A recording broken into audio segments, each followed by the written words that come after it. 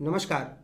राजयोग की श्रृंखला में आज हम बात करेंगे प्रबल राजयोग की। जी हाँ, जनपत्रिका में कौन से ऐसे राजयोग हैं जो बहुत प्रबलतम होते हैं, बहुत बलवान होते हैं। इस प्रकार के राजयोगों की आज हम बात करने वाले हैं। चलते हैं पहले प्रकार के राजयोग की बात करते हैं। यदि जन्म कुंडली में दसम और नवम स्थान के स्वामी एक दूसरे के स्थान में हों, यदि दसम और नवम स्थान के स्वामी एक दूसरे के स्थान में हों, अर्थात दसवें से नवम में और नवमें से दसम में हो, तो यह प्रबल राजयोग होता है। अब हम बात करते हैं द्वितीय प्रकार की। यदि जन्म कुंडली में दसवें से नवमें से दोनों नवम स्थान में हों तो भी प्रबल राजयोग बनाते हैं। बात करते हैं तीसरे प्रकार की। यदि दसवें से नवमें से दोनों दसम स्थान में हों तो भी प्रबल राजयोग का निर्माण करते हैं। हम बात करते हैं अगले राजयोग की। कुछ विद्वानों के अनुसार यदि नवमें से दसवें से दोनों में से एक भी अपने स्थान में हो तो प्रबल राजयोग बनता है। हालांकि कुछ अन्य विद्वानों के अनुसार यदि दसवें से नवम में हो या नवमें से दसम में हो तभी प्रबल राजयोग होता है।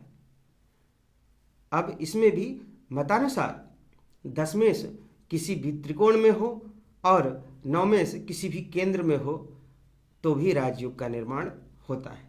बात करते हैं अगले प्रकार की, पंचम प्रकार की।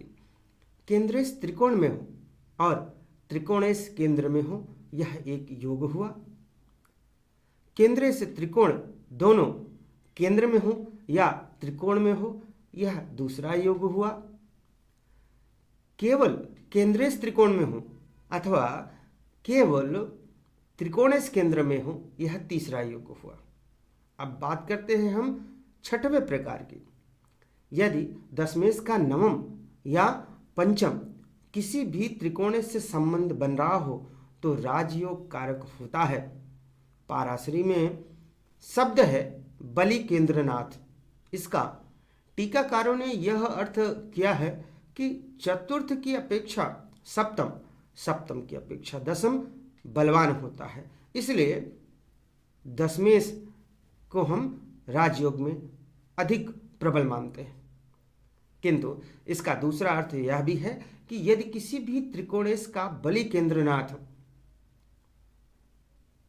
उच्च स्वग्रही स्वनवांश शुभ स्थान स्थित शुभ ग्रह दृष्टि आदि के कारण बलवान ऐसा बलि केंद्रनाथ उसके साथ संबंध हो तो भी सुयोग ही है।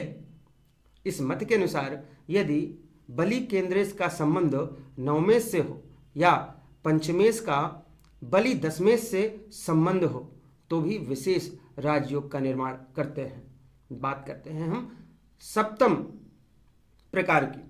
यदि योग कारक ग्रह जैसे वृष और तुला लग्न वाले को शनि, कर्क और सिंह लग्न वाले को मंगल, कुंभ लग्न वाले को शुक्र अपनी उच्च स्वग्रह मूल त्रिकोण स्ववर्ग जैसे कि नवांश आदि में हो तो भी उत्तम योग बनता है। बात करते हैं अष्टम प्रकार की। यदि राजयोग कारक नवमेश या दसमेश की दशा हो और शुभ ग्रह की अंतर्दशा हो तो ऐसे शुभ ग्रह का चाहे नवमेश या दसमेश से संबंध ना होता हो तो भी योगफल होता है। अब इसी प्रकार यदि किसी शुभ ग्रह की महादशा हो और उससे नवमेश या दसमेश का संबंध ना भी हो तो भी नवमेश या दसमेश की अंतर्दशा में शुभ फल की प्राप्ति अवश्य ही होती है। अब हम बात करते हैं नवम प्रकार की।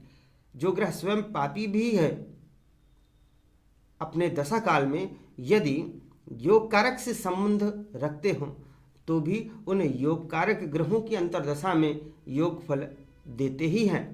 अब बात करते हैं दसम प्रकार की। यदि कोई केंद्रेश एक ही त्रिकोणेश से संबंध करे तो राजयोग, और यदि दोनों त्रिकोणेश से संबंध करे तो विशेष राजयोग बनता है। इसी प्रकार यदि पंचमेश केवल एक ही केंद्रेश से योग करे तो साधारण राजयोग, एक से अधिक केंद्रेशों से संबंध करे तो विशेष राजयोग बनाते हैं। इसी प्रकार यदि नवमेश एक केंद्रेश से संबंध करे तो राजयोग, एक से अधिक केंद्रेशों से संबंध करे तो विशेष राजयोग समझना चाहिए। इस प्रकार आज हमने 10 प्रकार के प्रबल राजयोगों को जाना। वीडियो कैसा लगा कमेंट में जरूर बताएं और चेक करें कि आपकी कुंडली में भी इस प्रकार की ग्रहों की स्थितियां, इस प्रकार के राजयोग बन रहे हैं या नहीं। जो लोग ज्योतिष सीखने के इच्छुक हैं वे हमारी वेबसाइट www.27nakshatra.com पर जाकर हमारे कोर्सेज को सब्सक्राइब कर सकते हैं। आज के लिए बस इतना ही। नमस्कार।